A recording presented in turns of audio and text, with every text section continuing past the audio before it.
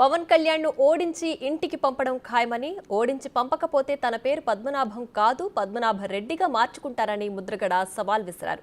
దీనికి జనసేన నేత కిరణ్ రాయల్ కూడా స్పందించారు. పవన్ ని ఓడించడం నీ వల్ల కాదు కదా, మీ తాతల వల్ల కూడా కాదని పద్మనాభంకి కౌంటర్ ఇచ్చారు.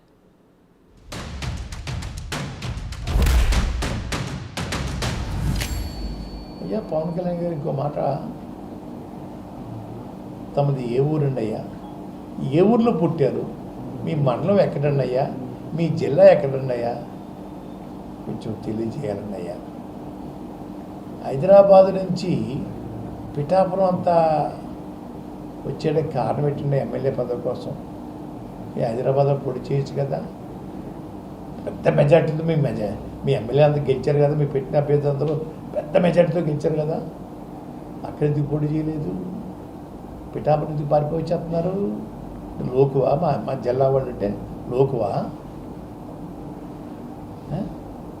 హైదరాబాద్ పోటీ చేయొచ్చు కదా. అది ముందు మీ అడ్రస్ చెప్పండి అయ్యా, ఎక్కడ పుట్టారు, ఏ ఊర్లో ఉన్నారు, ప్రస్తుతం ఏ ఊరు ఉంటున్నారు, మీ జిల్లా ఇది, మీ మండలం ఇది చెప్పండి ఒకసారి. ఏమి చెప్పకుండా గాలిలో వచ్చేస్తారా? రంగు వేసుకొని వచ్చేస్తే అందరూ ఓట్లు వేసేయాలా? పవన్ గారు మిమ్మల్ని ఓడించి పంపడం ఖాయం. ఓడించి పంపకపోతే నా పేరు పద్మనాభం కాదు, పద్మనాభరెడ్డిగా మార్చుకుంటాను. మిమ్మల్ని ఓడించి పంపకపోతే పద్మనాభం కాదు, నా పేరు పద్మనాభరెడ్డిగా మార్చుకుంటాను. అందరికి నమస్కారం. నేను మీ కిరణ్ రాయల్. ఇందాక ఏదో ప్రెస్ మీట్ చూస్తూ ముద్రగడ తాత ఏదో జోక్ చేశాడు. పవన్ కళ్యాణ్ గారిని ఓడించకపోతే నేను పద్మనాభం రెడ్డి అని పెట్టుకుంటా అని చెప్పాడు.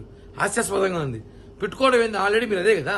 మా తెలియదు ఏంటి, అందరికీ తెలుసు రాష్ట్రంలో మీరేందో అనేసి.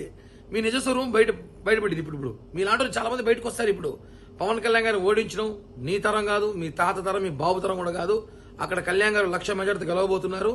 ముందు మీరు, మీ నాయకుడు, మీ పార్టీ ఎలా కావాలో దానికి ఎత్తులు పగెత్తులు వేసుకొని, అంతేగాని మమ్మల్ని ఓడించడం మీ తరం కాదు. ఊరికే ప్రెస్ మీట్లకు వచ్చి అవాకులు చవాకులు పెళ్ళామంటే ముందు ఈ ముసిల్ తాతకి చాలా సినిమా చూపించాల్సి వస్తుంది.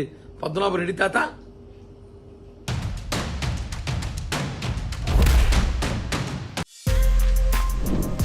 For more videos like this, subscribe Big TV channel.